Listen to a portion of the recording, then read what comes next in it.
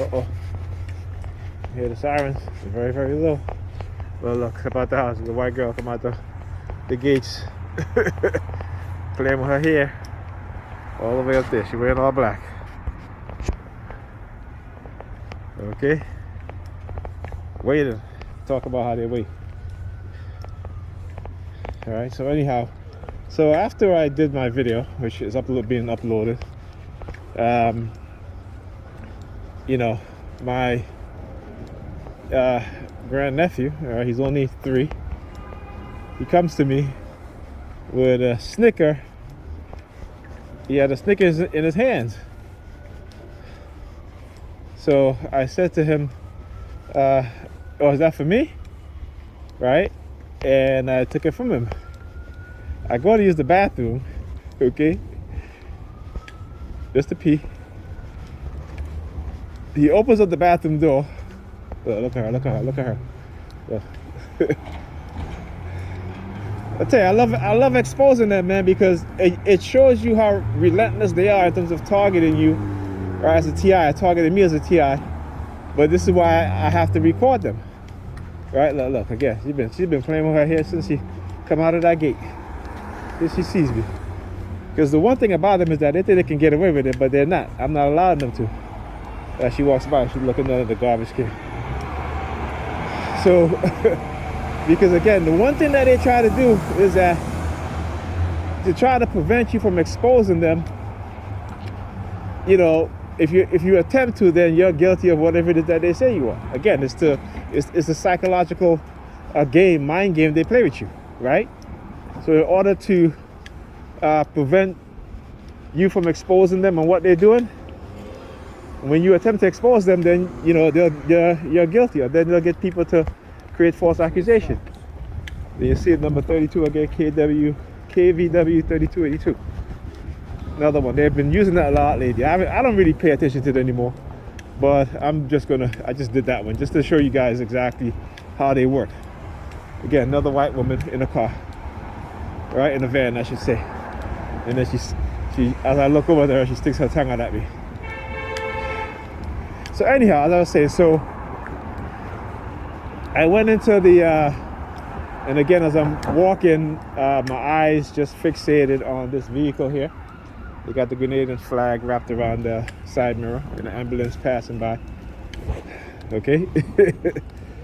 So again, I'm just showing you guys how they can direct me to look at things, you know, because why am I fixating on that? I'm walking up, I barely even saw the vehicle, but all of a sudden my eyes just turned to the vehicle to look at the, you know, the what do you call it, the handkerchief, right? The shape of the with the Grenadian flag printed on it. So anyway, as I was saying, with my nephew now, again, it's a threat because they don't want me to expose it. I'm gonna continue to expose it because again of the lies and the deception of what it is that they're doing. So my nephew, again, my grandnephew, 3 years old, he opens the bathroom. So I turn around, I'm just like, dude, close the bathroom door. He looks at me, he looks at the mirror in the bathroom, right? And so I got to yell at him, like, close the door. He's like so fixated on the mirror in the bathroom. He's not looking at me now. He's looking at the mirror. So, you know, I finally got his attention and he closed back the door. So I go in the living room to sit down so I can put on my shoes. And here he comes again. I'm sitting up on my shoes. He has this in his hands, and I gotta hold it because I didn't want to lose it. I had it in my jacket pocket. So he has this in his hands. Okay, that's what this is. Giving it, you know, and he gave it to me. And I'm saying to myself, oh, there you go again. What, they trying to bribe me? You know what I'm saying? I'm like, oh, they're trying to bribe me. So again, I want you guys to understand how they manipulate us without even knowing it. Even children as young And I spoke about this years ago when I was doing my research on this stuff and what they call priming, psychological priming of children, even children as young as 9 months, I think. They probably are now able to affect, manipulate, or control children even younger now. Right? But I talked about how, 1-year-olds, when I used to go outside, especially going around 1-year-old. Now kids have, because they're so young, right? When they move their hands, stuff like that, it's random. When they're crying, their hands goes up and stuff like that. They're not really thinking about it. It's just a natural reaction that they do. Okay? But when you, as a TI, and you've been microchipped, and you've been hit with these weapons, particularly when they're specifically geared your programming to who you are as an individual and to your environment, your surroundings, the people that you interact with, or what have you, within your family, they're conditioned a certain way. Okay? And they will prime and control young kids. So, for example, when I was early in my targeting, whenever I get around children, right, young children, the first thing that they'll do is that they'll tap their nose. Okay? That's the first thing that they'll do. And it wasn't random. Okay? It was not random. I talk about one summer when my son Bryce, he was like 5 years old, and this was when we had the blackout in New York City. That entire week, I had him for the summer. Every time I came home, and this was when they were really showing me how they can control people, including kids. And every day I would come home, my son would be sitting watching television, and as soon as he sees me, he would take his middle finger and always point it at the television, at the TV screen, right? And they go to KLL again, KLL 4575, right? So usually when I start seeing license plates like that, right? When I start license plates that start to show up around me, right, is when they try to send me a message about. That's why they use the white woman, right? But Pam, and I don't care. First of all, I'm not a violent person. Okay, I've never been. I've never put my hands on a woman. I've never assaulted a woman. And I talk about this, but I've had women assault me. I've had women put their hands on me.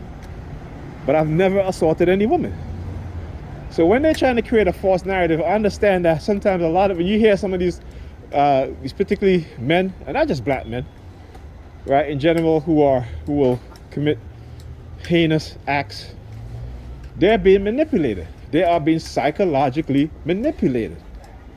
All right, and I want people to understand that. Okay, just like with my grandnephew. Where did he find this little piece of green straight to come to give it to me, right? In exchange for his Snicker bar.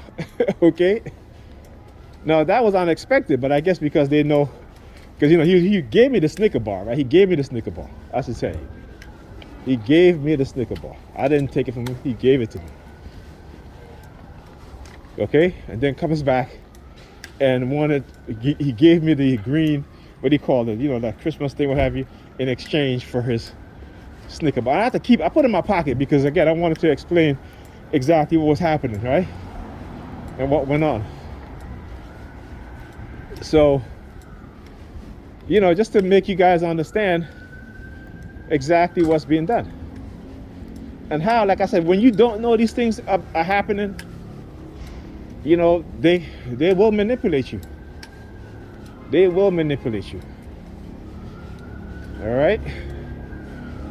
So,